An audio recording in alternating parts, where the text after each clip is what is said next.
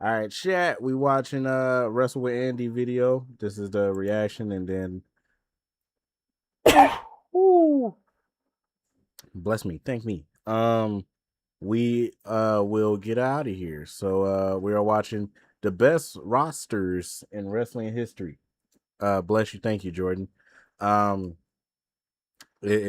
probably be on here. We're gonna find out. Let's get into it. Perhaps the most important thing any wrestling company can have, even more so than the production, the creative team, or anything else, is a great roster.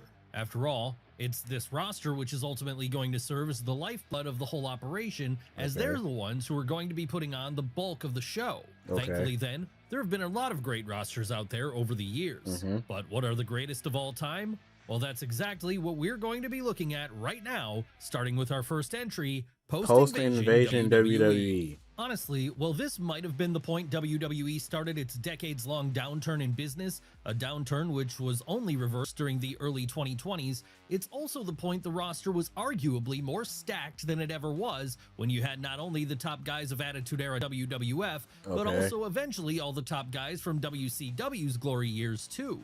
Yes, here was the only time you'd be able to see names such as Steve Austin, The Rock, Hollywood Hogan, Goldberg, The Undertaker, Ric Flair, and so many others under the same roof at the same time. I mean, he's not lying. Also here that many of the top acts of ECW first got established in WWE. He's not lying. As was the case with Rob Van Dam and Tommy Dreamer. So in many ways, what kind of championship was that? Hold up.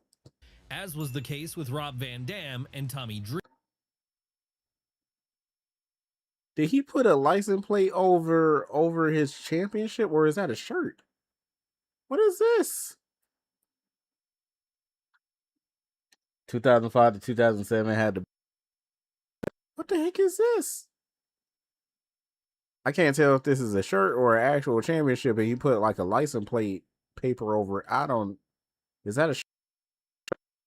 First got established in WWE, as was the case with Rob Van Dam and Tommy Dreamer. So no, that's the actual championship. I don't know what he did with that. Best when it came to what had made the industry so successful only a couple of years prior. And that gave us some pretty excellent dream match scenarios, either large in scale, like with The Rock versus Hulk Hogan, or slightly smaller in scope, as with Rob Van Dam versus Jeff Hardy. Hell, that's not even getting into the fire match. That was a fire match. If you ain't never seen that match, go watch it. It's SummerSlam, Jeff Hardy versus RVD. I think that was for the hardcore title too. Yes, sir. Go watch it. Fire match. The fact that it was also a very work rate heavy era 2000 to 2002, it had a goated roster too. In particular, really carrying the weight here. This was probably the hold on. Y'all saw who that was? As with the SmackDown 6 in particular, really carrying the weight.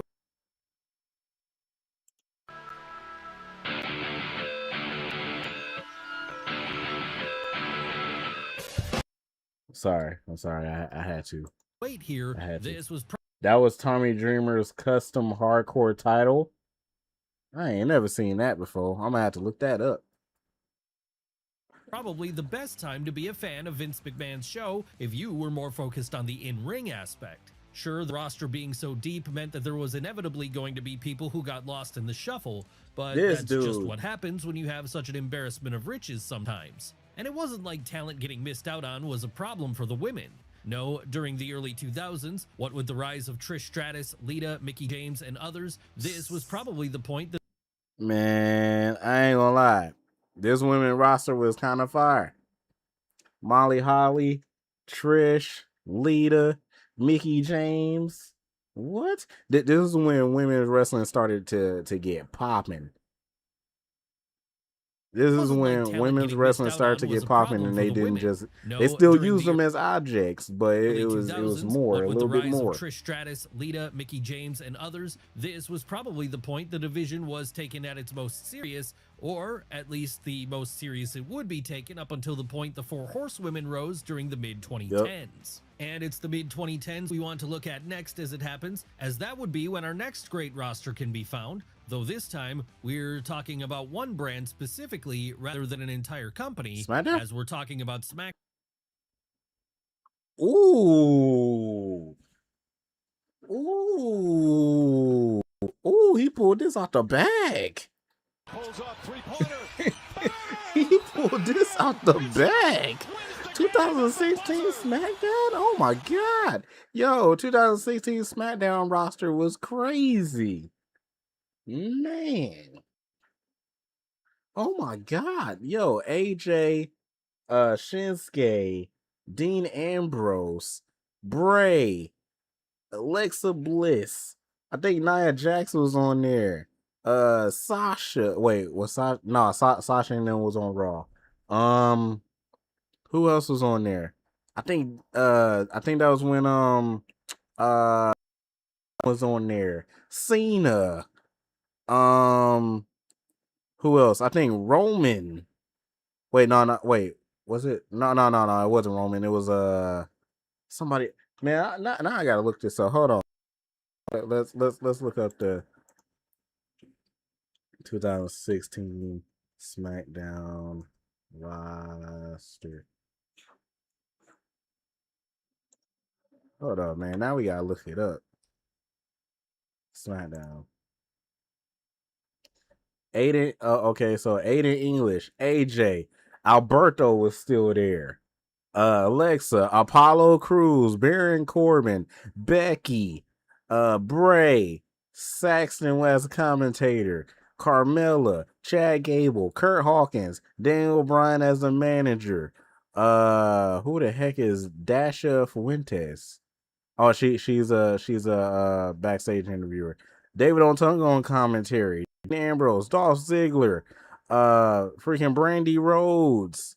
Eden Styles is her real name, or was this her fake name? I don't care. Eric Rowan, Eva Marie. All right, that just took a downfall right there. Fandango, Slater, Jack Swagger, Ellsworth, Jason Jordan, Jay Uso, Jimmy Uso, John Cena, Kalisto, Kane, Connor, Maurice. Oh, this must have been when Maurice first came back. Mikey. Was this when Dolph Ziggler? What was Mikey in? Okay. Miz, Mojo Riley, Naomi, Natalia, Nikki Bella, Randy, Shane, Simon Gotch. So they had what you call it? The Vaudevillains on here. Rhino, Tyler Breeze, Victor, and Zack Ryder. All right, we ended it with Zack Ryder, but yeah, this roster was pretty nice for the women's division. Though it was kind of like, well, Alexa, Becky, Carmella was fire on its own. I think this was when Naomi and Natalia was like champions on SmackDown. Yeah, 2016 Randy.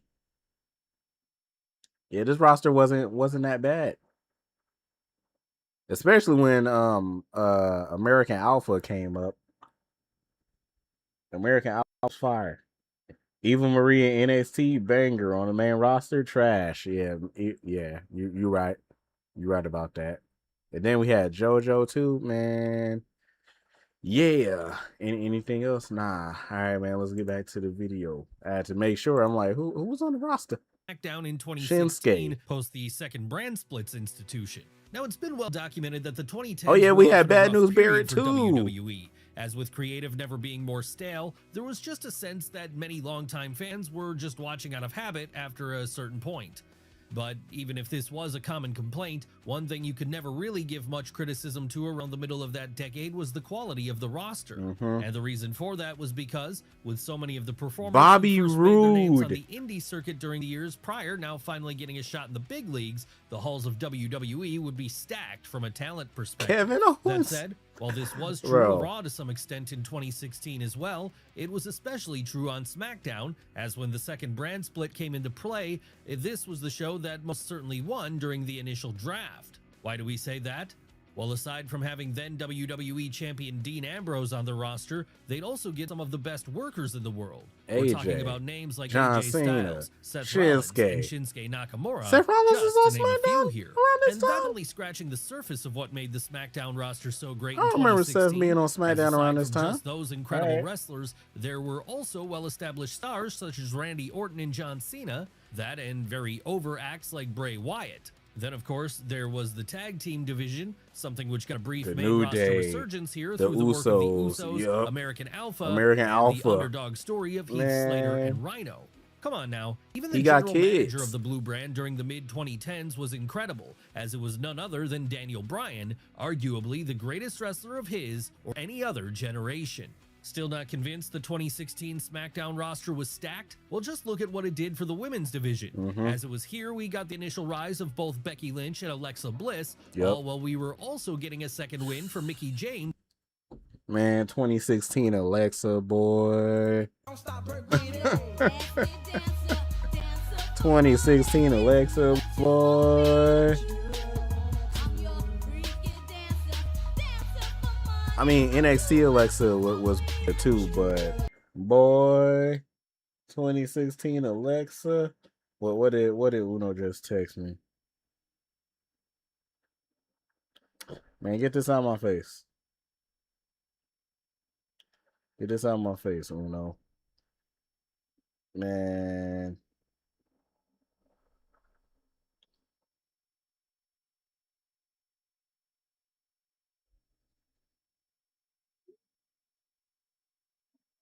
All right. So yeah. My bad. In WWE. Yes, there's a reason the Blue Brand was called the land of see, we were cooking for a minute, and then this just made me mad. I forgot 2016 was when Mahal was champ. I forgot about this. See, we were cooking for a whole minute, and then I forgot that Jinder Mahal was champion in 2016. Everybody was champion in 2016. Everybody was passing that title around. Bray was champ. AJ was champ. Dean Ambrose was champ. John Cena was champ. Bro, title around, bro.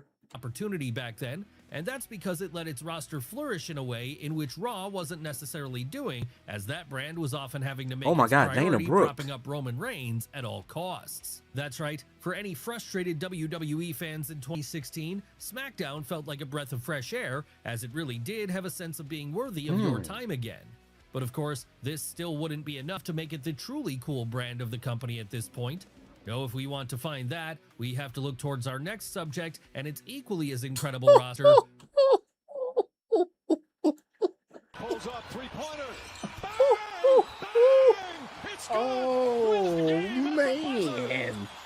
Yeah. I don't have to say nothing. I'll let the video talk. I don't have to say nothing. I don't have to say nothing Black at all. and Gold era NXT. Now, it's been said before, but it bears repeating again here that what Triple H was able to do with NXT back during the Black and Gold days was take all the cool cred of Ring of Honor and give it a budget. And this was very clear if you looked at the roster he assembled, as it was largely made up of so many of the indie darlings of the time. Come on now, we're talking about high-level acts such as Kevin Owens, Sami Zayn, Samoa Joe, Adrian Neville, Adam Cole, Tommaso Ciampa, and Johnny Gargano, all of whom made their names in ROH or similar high-level indies. Then of course there's the talent which came from New Japan, a company that was absolutely on fire at this point. It was from the land of the rising sun that the game was able to procure Shinsuke Nakamura and Finn Balor, and that's not even getting into the complete revitalization he was able to make of the tag team division here with DIY, The Revival, and American Alpha. Come on now, even if the main roster went through large periods of being unwatchable during the 2010s, you could always count on NXT being great because their roster was allowed to flourish so much. Man. And this is why I put y'all onto NXT, bro. Well, obviously, I couldn't put y'all on back then because I wasn't streaming or anything back then. But, bro, from 2016 all the way until like, well, not even 2016. I said from like 2014 all the way up until like 2019. NXT Black and Gold was the most fire roster ever. Like, it was crazy. It was crazy the amount of talent that you had coming through NXT around this time. It was fire. Of course, part of the reason for that was because there was always a revolving door feel to the 2020? black and gold brand. Wait, who was in 2020? I know it was Adam Cole. You had Karrion Kross pop up, or maybe that was 2021. I can't remember. You still had Roderick Strong with Diamond Mine. Who else you had? You still had Kyle O'Reilly, Finn. Who else? I think Velveteen Dream was still there at one point. Then for the women, that's when EO started popping off. I think you still no. Shayna Baszler just went up to the main roster. Rhea was still down there. Who else was? Oh yeah, Dakota Kai was still down there. Raquel, Swerve, Keith Lee, pretty much the same. Yeah, fire. Call-ups to Raw or SmackDown were inevitable, so because of this, no one was ever allowed to get stale. No, there was always someone new being brought in to keep things fresh, whether that be a Drew Lio Rush, McIntyre, an Aleister Black, an Andrade Cien Almas, or an Io Shirai. Yeah. Yes, the women were also a major aspect of this period of the developmental show. Man, Shayna Baszler, arguably bro. the best aspect of all, as this was where the women's revolution in WWE began, Bianca. with the rise of the four horsewomen stable of Sasha Banks, Becky Lynch, Charlotte Flair, and Bayley. Sure, as time went on and another major competitor rose up, a competitor we'll get to in a moment, it made things more... That's my wife. That's my wife. 205 Live was cold too. 205 Live.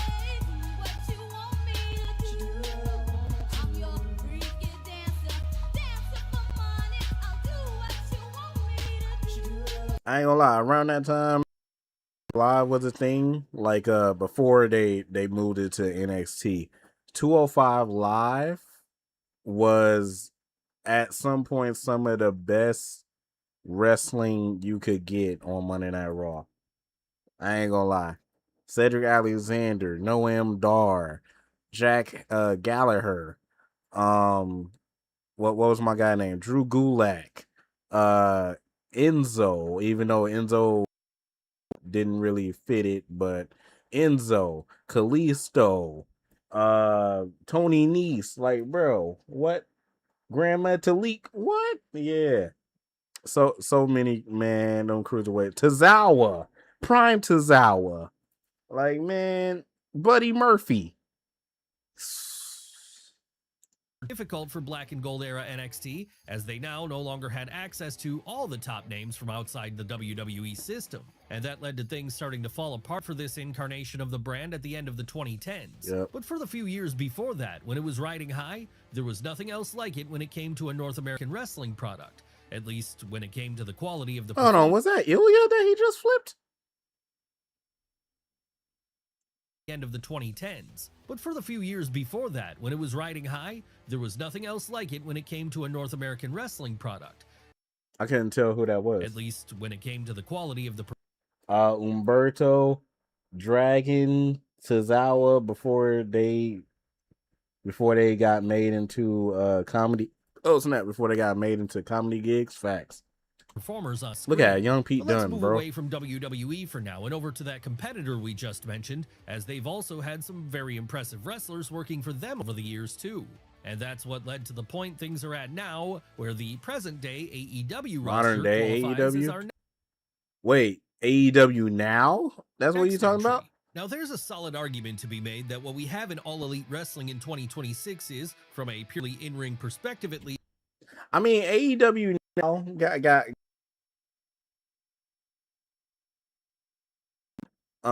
Swerve, you know what I'm saying? Swerve, Kenny Omega, Will Ospreay, bro.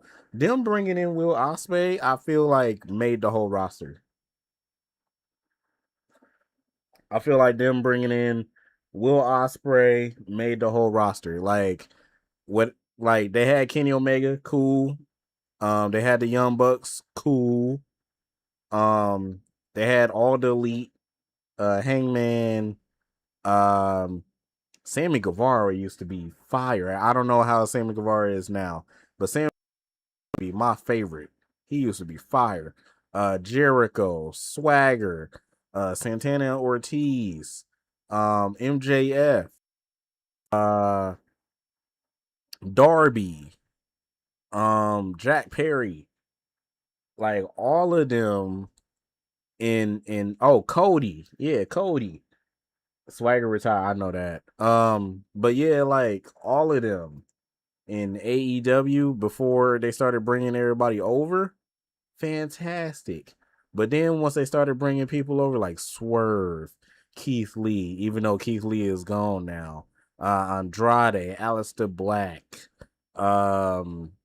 Sasha, who else? Ember Moon was crazy. Ember Moon was crazy, man. Ember Moon was on that Roman reign with that freaking ROH title. The Pinnacle, yeah, bro. I can go on and on, bro. That, bro, AEW roster is lit too. I ain't gonna lie. And then you got Edge still there, even though he about to retire. Christian's still there, even though Christian probably about to retire. Samoa Joe. Like, what? Yeah. One of the greatest rosters ever assembled. Kenosuke. And that's because Tony Khan has been able to use the company. And then you brought in Okada too. Like, bro, yeah. Some of the best JAS was trash. Oh, yeah, JAS was trash. Yes, there were always excellent wrestlers in Jacksonville from day one.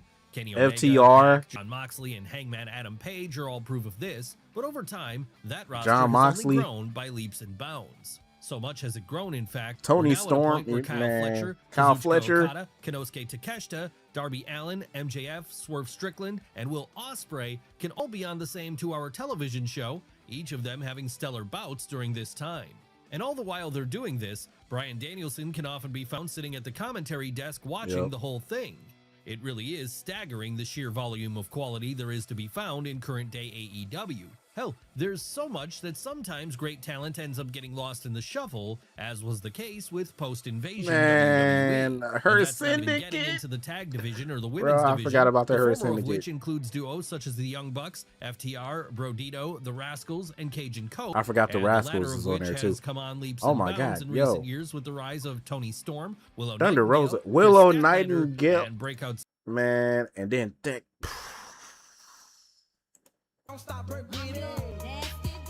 All of them get the nasty dances, boy. All of them, bro. The women's division over there is absolutely lit. It's crazy.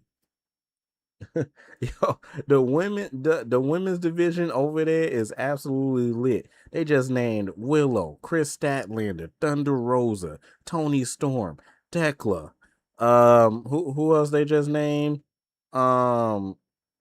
Mercedes. Bro, Anna Jay. Like, Anna Jay is still there. Oh my god, bro. That women's division is fantastic. Mina, Harley Cameron,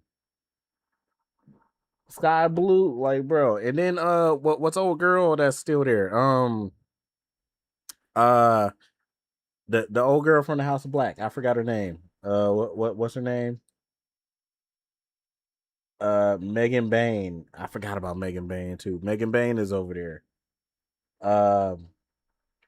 What's old girl from House of Black? I know y'all know her. Julia Hart, thank you. Julia Hart. Now I don't watch AEW like that. I need to, but man, bro, the rosters absolutely lit. They need to just get rid of Ring of Honor. I ain't gonna lie. They need to get rid of Ring of Honor and just put everybody on AEW. B. Johnson, lucky with her, man. I'm saying. Star of the Year, Tekla, as well as the addition of Mercedes Moné. Seriously, this is a roster that's so deep, you can turn on any random episode of Collision and, even if all the stars aren't always there, you're still going to get an excellent bell-to-bell wrestling show with names like Tommaso Ciampa, Claudio Castagnoli, Ed Cicero, and Roderick Strong, just to name a few. Yes, there's a reason AEW almost never misses when it comes to the quality of the in-ring wrestling on the show, But then, what would you expect from something which has taken all the best elements of the 2010s US indie boom, that same period of New Japan Pro Wrestling, and also a heavy sprinkling of top WWE and Black and Gold era NXT acts as well? It's a recipe which can't fail, or at least it would take a lot of effort to make it fail. What has WWE's counterpunch been to this in recent years? Well, it's been to stack their own roster.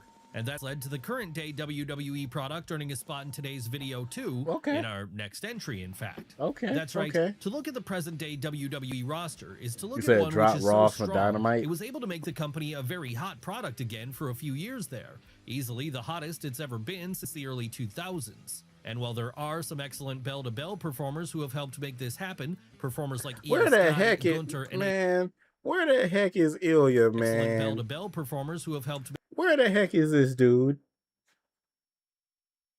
Where is this dude? WWE, I need y'all to tell me where's this dude? Where's Carmelo Hayes? Like, y'all missing a whole bunch of people, bro. All right. Make this happen, performers like Io Sky, Gunther, and AJ Styles, the real difference makers seems to have been the larger-than-life characters, the ones who had major star power attached to their names. Come on now, whenever you see a WWE PLE these days, the focus is going to be on the Roman Reigns, the Cody Rhodes, the CM Punks, and the Rhea Ripleys of the world. So much presence do they have to them whenever they appear in the ring. In many ways, it's like what was happening in the 80s, as well Jim Crockett Promotions had the focus on in-ring wrestling back then. Golden Era WWF caught so much more attention on account of the larger-than-life presentation of its top acts. Of course, this shouldn't suggest there's no great in-ring performers in modern-day WWE or anything, though. No, as we mentioned a moment ago, acts like Io Sky, Gunther, and the recently retired AJ Styles have been more than capable of holding down the fort in that respect. And they've been greatly helped by the additional work of others such as Seth Rollins, Ilya Dragunov, and Sami Zayn. Seriously, Sami Zayn. Sami Zayn. Bro, TKO is fiending for that Samoan tendonism. They don't care about the mid-card titles like that. I know. It's crazy. The Lakers finna go to Cancun on Monday. That's crazy. Oh, man. Is partly responsible for WWE's recent upswing, as he was the secret sauce which made the Bloodline angle what it was. And that angle would be so successful, there are those who consider it to be the best thing WWE has ever given us creatively. And as well as the matches themselves, it's the storylines the roster have helped to create over the last few years which has made modern-day WWE so successful. Come on now, aside from the rise of the Bloodline, there was also what Dominic Mysterio, Rhea Ripley, Liv Morgan, and others were doing with the Judgment Day. And as if that wasn't enough, there was the near year-long saga of CM Punk and Drew McIntyre being locked in a bitter rivalry. What else is there to be said about the modern-day roster in WWE? Well, there's the next generation that are now bubbling up within it. A generation which includes future top acts like Oba Femi, Braun Breaker, Jacob Fatu, Trick Williams, and Sol Ruka. Really, at this point, based on the way things are going, we could be talking about the next era of the company's roster being worthy of this video too. But what if we move back in time for now instead of looking forward? As our next entry takes us all the way back to the 80s, the first boom period of the WWF. That's right, it's time for us to talk about the roster of the Golden Era. Now, if you know anything about wrestling, even the most passing knowledge, it's likely focused on WWF from the 80s. The 80s, they have a good roster. The Monday Night Wars, that was easily the period where wrestling was at its most mainstream. And the reason it was so mainstream here was because Vince McMahon had been able to assemble a true all-timer of a roster which he could play with. How did he do this? Well, when the boss was able to go national and, in the process, kill off the old territory system, he basically had his pick of the litter when it came to taking the top talent from everywhere else. So it was then that you got a situation where the American Wrestling Association's Hulk Hogan, Mr. Perfect, Tito Santana, and Wendy Richter all mixed it up with Mid-South's Jake Roberts, Junkyard Dog, and Ted DiBiase. And while that was happening, performers such as Macho Man Randy Savage and a young Shawn Michaels would be coming over from Memphis. Look at Shawn Michaels. What the heck? Performers such as Macho Man Randy Savage and a young Shawn Michaels. I ain't never seen Shawn this young. Like I seen him probably like a couple years after this when he was in the Rockers, but I ain't never seen Shawn This young. You said coked up. Bro, this dude Sean look like he's 15. That's crazy. Look at this man. What? Would be coming over from Memphis, all while Bret Hitman Hart and the British Bulldogs were arriving from Stampede in Calgary. Hell, even Portland would lose Rowdy Roddy Piper, and World Class Championship Wrestling would have to say goodbye to Kerry Von Erich. All of this is to say, then, there were very few high-level wrestlers in America who weren't wrestling for Vince McMahon back in the 80s. And that's not even getting into some of the more homegrown stars of this period for the WWF. Jimmy Hart. If we look at this, then, we find even more stars like the Ultimate Warrior and Andre the Giant. Honestly, there may never be a roster like this again, as there may never be another situation where there is only one place that seemingly everyone wants to end up. As you would expect then, this was able to take the WWF to levels it had never seen before, as it morphed into a full-blown pop culture institution, with many of the wrestlers we've just discussed turning into full-blown household names. Sure, there wasn't much of a women's division to speak of here, but that was less of a WWF problem and more of a problem with 80s US wrestling in general. Right. And the ladies who were there certainly stood out in their valet roles, as can be seen with both Sensational Sherry and Miss Elizabeth. So in truth, there's really nothing to complain about when it comes to just how crazy stacked the roster was back in the golden era. But of course, despite killing off most of the territories by then, WWF wasn't the only game left in town at this point, as they did have one serious challenger left to their throne. Who was and that? This challenger WCW? also had an incredible roster. So let's talk about it right now by talking about late 80s Jim Crockett Promotions. Oh, I forgot about this. Okay. Yeah, Ric Flair.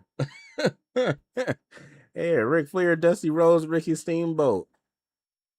Yeah, I forgot. Okay. Period where things were transforming into World Championship Wrestling. Okay, there is a sense of history moving in cycles here because, like with AEW and WWE today, JCP and WWF back in the day sold themselves on entirely different things, with the former being more heavily centered on a sports-centric in-ring approach, and the latter being largely built on a more general entertainment spectacle. So because of that then, each had their own largely unique but equally as devoted audience. How would the WCW audience be rewarded for throwing their lot in with their territory of choice? Well, by getting to watch an absolutely incredible roster do their thing on a regular basis. Yes, while WWF might have had the larger-than-life figures of Hulk Hogan, Randy Savage, The Ultimate Warrior, and Andre the Giant, Jim Crockett Promotions and World Championship Wrestling both utilized more high-level athletes to entertain their audience. And this was evident in the work of people such as Ricky Steamboat, Barry Windham, Bobby Eaton, Terry Funk, and the Nature Boy himself, Ric Flair. But this shouldn't suggest it was all about work rate in early WCW. No, there was plenty of what Big E would lovingly describe as big meaty men slapping meat, too. Big meaty men. Hell, all you had to do if you wanted to see this was look at the work of a Dr. Death Steve Williams or a Sid. And if not that, then a Lex Luger or a Road Warriors would more than suffice. Man. In fact, the Road Warriors would be such a key piece of the roster here because they were a powerhouse act who could work right there alongside smaller but equally as good teams such as the Rock and Roll Express and the Midnight Express. And we've not even touched upon two of the biggest baby faces of the 80s either, both of whom were very much Jim Crockett exclusives back then. That's right, if Vince McMahon had Terry Bollea and Jim Hellwig to get kids watching his show, then WCW was able to do the same with the legend that was Dusty Rhodes, and the then rookie who went by the name of Sting. Sure, like with 80s WWF, there was pretty much zero focus on the women here.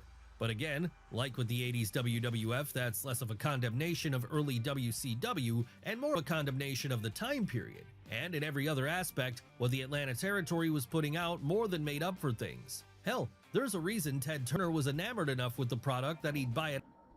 Rest in peace, Ted Turner, man. Rest in peace. I thought you made that up, big meaty man. Why would I make? You ain't never heard Big E say that? You didn't listen to the New Days podcast when it was out. The big meaty man slapping meat outright and make it a permanent fixture on his TV network for as long as he Robert Gibson and Ricky Morton. Tell me he didn't just say that. That's what I'm saying. Was on the show. Oh, you thought I said? I thought I made that up. Keep this level of roster as the new decade arrived. The big meaty man slapping meat. And that's why our next entry comes from the same company, NWA, only a few years later. More specifically, early 90s WCW.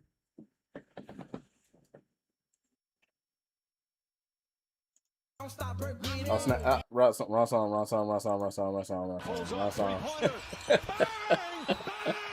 It's good. Wins the game at the buzzer. That would have been crazy.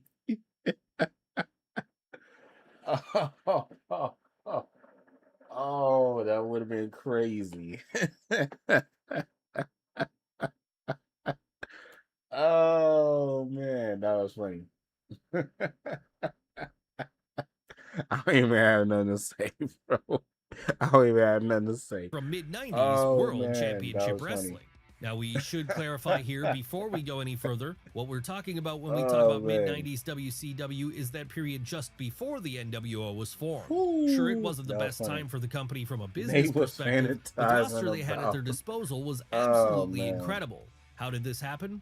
Well, it was a combination of many of the older names of the prior era still being Oh, around man. and going strong, all while a new crop of talent was starting to rise up around them. So that was how we got a situation where acts such as Ricky Steamboat, Ric Flair, and Lex Luger could share the ring with stars of the future like Dustin Rhodes, Paul Levesque, Brian Pillman, Dang. and a young Steve Austin. Oh my Obviously, god. Oh my god. Yo, look at Dustin Rhodes, Triple H, Stone Cold.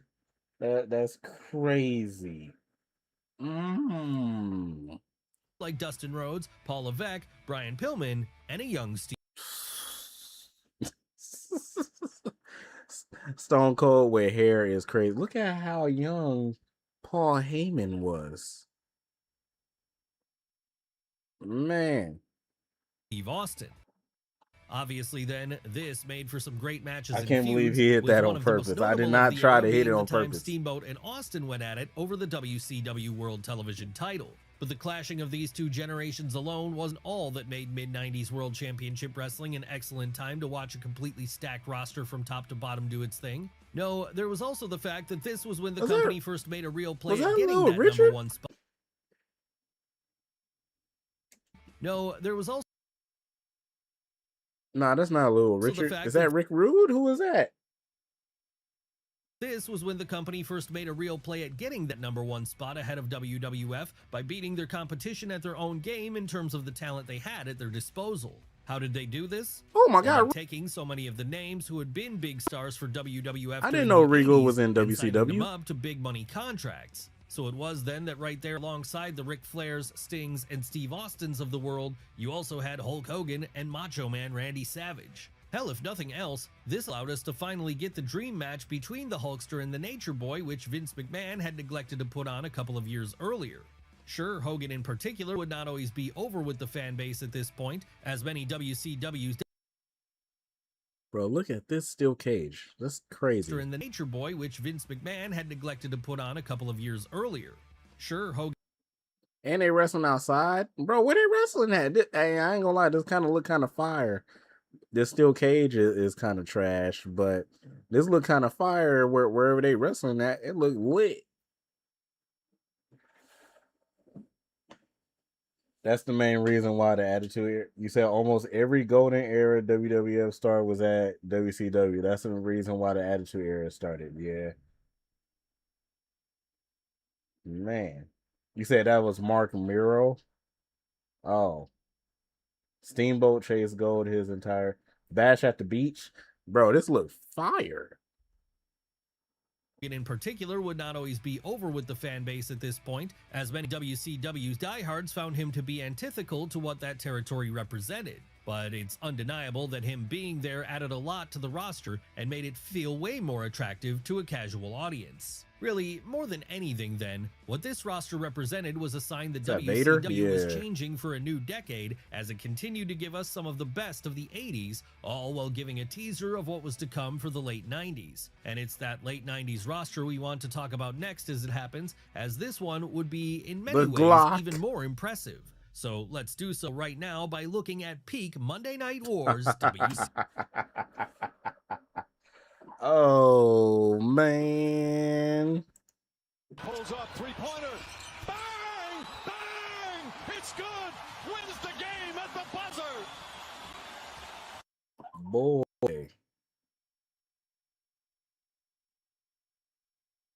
I begin. Goldberg, Sting, NWO, Jericho, Eddie Guerrero, Rey Mysterio. Who else? Harlem Heat. Boo. All right. I'm naming the talent. This guy said boo. What? Bro. Booker T. Dean Malenko. Perry Saturn. Oh. The Radicals. Raven. You said Chris Jericho still getting bodied by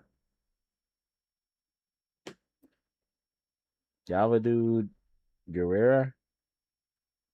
I know I said that first name wrong. Man, listen, I'll run the whole roster. It was stats. What's crazy is Nash and Hall could not draw in WWF, but go to WCW themselves and kill it five-time WCW champion. Facts. We're five-time. Seriously, what a roster this was. So good was it, in fact, there's another argument to be made here for Finley it being was the in WCW. Oh, snap, my bad. Finley was in WCW? Y'all didn't tell me that. I didn't know Finley was in WCW. This was. So good was it, in fact, there's another argument to be made. Look at this man. I did not know that Finley was in WCW. Okay, I just learned something. Here for it being the strongest ever from an in-ring perspective. Look at Rey Mysterio, and that's man. Because it was Oh, shucky ducky, quack, quack. the time when, while Nitro was the hottest weekly TV show in wrestling, a lot of the airtime Trick was being Williams' taken up with dad. the top performers from all over the world. DDP. Yes, not only were names like Chris Jericho, Chris Benoit, Lance Storm, and Dean He said who? over the world. Yes, not only were names like Chris Jericho, Chris Benoit,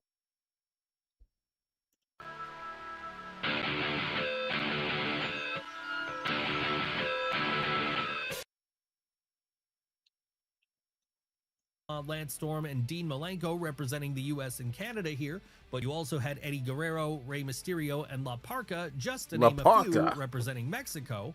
All while performers such as the Great Muta, Masahiro Chono, Ultimo Dragon, and Jushin Thunder Liger were popping in and out from Japan.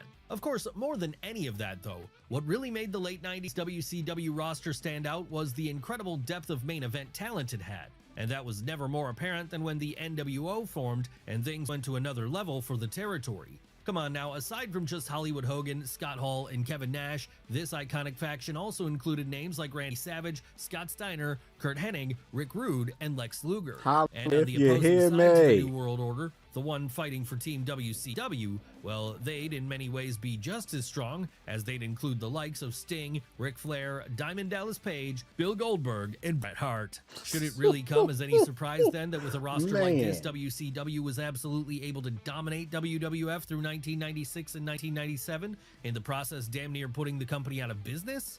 No, it should be, because what you had here was the perfect combination of star power to draw fans in, all while there was a heavy workhorse contingent underneath them to keep those same fans watching. Really, it would have been a perfect setup were it not for the fact that, as time went on, many of those workhorse talents decided they didn't want to be in the undercard anymore, and in trying to elevate themselves, they found a very definitive glass ceiling. That's right, in the end, it would be the power of the main event scene, specifically within the New World Order. Oh my God,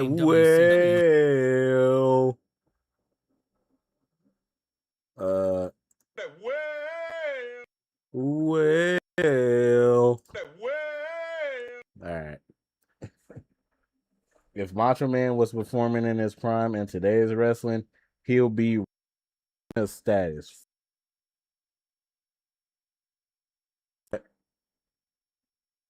But nah, I would say yes, but I would say no. And the reason why is because wrestling, just like every sport, is evolving. You want to see more like different moves and stuff like that. And like a lot of these wrestlers are evolving moves like crazy. Some of these moves, I'm like, what in the world? I ain't never seen that. Macho Man as a character, fire. Yeah, he would have been fantastic today. As a wrestler, he would have did the exact same moves and stuff like that, and then it probably would have been watered down after a while. He would have been a Shinsuke. All right, hold on now. Hold on now. Shinsuke is still like that. Shinsuke is still like that. All right. Hold on now. We don't disrespect Shinsuke in this chat. All right. Shinsuke is still like that. I still love Shinsuke. It's just that Shinsuke is older now, and they not pushing Shinsuke to where he should be, which is the United States champion. But it is what it is. The Roid Master himself, Scott Steiner. Undoing. But for a few years at least, before this happened, it was truly unbeatable, as it was like a taster of everything you could possibly want out of a company, whether that be 80s style top guys, high-flying lucha acts, hard-hitting puro performers, or a cross-section of the up-and-comers from the US and Canada. But even with all that taken into account, it still might not be the best roster of 90s wrestling. No, that honor may have to go to our next entry, the elephant in the room we've been saving ourselves to get to, the one found in the Attitude. Oh my God. Yo. Yeah. Yeah, the Attitude Era roster dang near beats all of these rosters that we just talked about. I ain't gonna lie. The Attitude Era roster dang near beats all of these rosters that we talk about. It's crazy. Do you watch Lucha Underground or AAA? Nah. I only watched one episode of Lucha Underground, and it was when Rey Mysterio debuted on there. That was it. Other than that, I haven't watched any Lucha Underground. Oh, snap. And then AAA, I don't watch AAA because it be coming on at like 9 p.m. And I'm like, heck no, I'm not about to watch that. So, even though I said it come on at 9 p.m., it's 10:30 where I'm at now. But Attitude Era is the prime Golden State Warriors. Bro. Triple H in the D-Generation X era. Mick Foley, Mankind, Cactus Jack, Dude Love, Stone Cold in his prime, Rock in his prime, Kane in his prime. For sure. You said 9 p.m. It's 11:30 here. Yeah, it's 10:30 where I'm at. But yeah, no, we don't watch AAA. I would love to, but yeah, I don't know. I just don't watch it. I'll watch it May 30th when they do that mass versus mass match. But Era in WWF. Honestly, how could we talk about great rosters in wrestling history Dwayne and not talk about the WWF Kurt Attitude Era one? After all, this is the one where, alongside that same promotion's golden era around a decade prior, the most household names were ever created. That's right, pretty much everyone here, whether it be those on top of the card or those on the bottom, became a star in the late 90s and early 2000s, as fans were so rabid for everything on the show, they went crazy for them all. Who were the most notable names on this packed roster of stars? Well, the biggest, of course, would be Stone Cold Steve Austin, the man who carried WWF out of near bankruptcy in late 1997 and onto its biggest heights ever. Seriously, if you weren't there at the time, it's impossible to overstate just how popular the Rattlesnake was here. And it wasn't just him who was hugely popular. No, there was also his supporting cast of main event acts. We're talking about names like Mick Foley, The Undertaker, Kane, Triple H, and of course, The Rock. Still not convinced the WWF Attitude Era was one of the best ever? Well, how about the fact that as the second half of it started, we got a huge influx of high-level workhorses. Kurt Angle in the 90s. Bro, I don't even know if Kurt was better in the 90s or better in the 2000s. Well, in the 2000s, he was a 99 overall. I ain't gonna lie. And especially in like 2006, 2005, 2006, 2007, Kurt was a 99 overall, and you couldn't stop Kurt Angle. in the 90s, Kurt was like, at least like a 94 already off rip. You know what I'm saying? 94 off rip. As soon as it hit 2006, 2007, 99 overall. Couldn't stop this man. The rosters, the promos, the matches, the build-ups, man, take me back. Kurt, when he became Kurt Angle, boy. Yeah, crazy. Who made the undercard arguably better than the top matches at times. Yes, it was through the work of Kurt Angle, Chris Jericho, Chris Benoit, and Eddie Guerrero, just to name.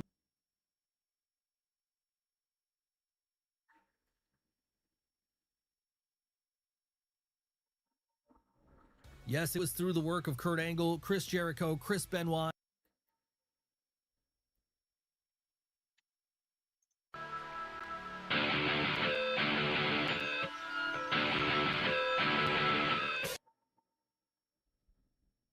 And Eddie Guerrero, just to name a few, that the World Wrestling Federation was able to go stronger than ever in 2000, even after Austin went down to injury. And that's not even getting into the tag team division, a division which was completely revitalized in the late 90s. Oh, that tag team division was crazy. crazy. Ever be in WWE's history here. Bro, bro, what? The tag team division was crazy. Christian and Edge, the Hardys, Dudley Boys, Ministry of Darkness. Who else? D-Generation. Well, I'll just say New Age Outlaws. New Age Outlaws. Bro, what? Oh my God. Matt is better than Jeff. Matt is better than Jeff. Christian is better than Edge. I mean, that's not crazy to say about Christian better than Edge. But Matt is better than Jeff. Lita is better than Trish. I mean, yes, because Lita was actually fire as an in-ring wrestler, and Trish was originally a model that got into wrestling. So yes, I will agree that Lita is better than Trish. I'm pretty sure everybody would agree that Lita is better than Trish. Now, did the championship show? Probably not. But, yeah, Lita was definitely the better wrestler than Trish. I agree. After all, when you had the trio of teams who gave us those initial tables, ladders, and chairs bouts, it couldn't be anything less than game-changing. It didn't matter who won. All that mattered at the end of the day was that whenever the Hardy Boys shared the ring with the Dudley Boys and Edge and Christian, magic was bound to be made. Was there anything else which made the roster of the Attitude Era so special? Well, while they wouldn't fully blossom until the Ruthless Aggression Era, it was at the turn of the millennium that both Lita and Trish Stratus first arrived in the WWF. And on top of that, there were some somewhat hidden gems in there too that don't get talked about enough today. Hidden gems like Ken Shamrock, Steve Blackman, or Dan the Beast Severn. More than anything, though, the takeaway from this time period should be that so over was the cast, even comedy acts like The Godfather, Val Venus, and Al Snow turned into stars. All of this put together, then, I didn't even think about that. A true all-timer of a roster, one which is more than good enough to be put up there alongside every other example we've looked at today in this video as one of the best the wrestling industry has ever given us. That was a fire video. I ain't gonna lie. That was a fantastic video. I like that video a lot. That was crazy. Bro, it reminded me of a whole lot of rosters that we had. That was fantastic. When Edge speared Jeff and TLC 2, that ish blew the roof off. You talking about TLC 2. That was the one at WrestleMania? Yes, sir. Rest in peace, Crash Holly. And yeah, rest in peace, Crash Holly. Like, oh snap, I forgot I'm not signed into my account. So yeah. But yeah, man, fire.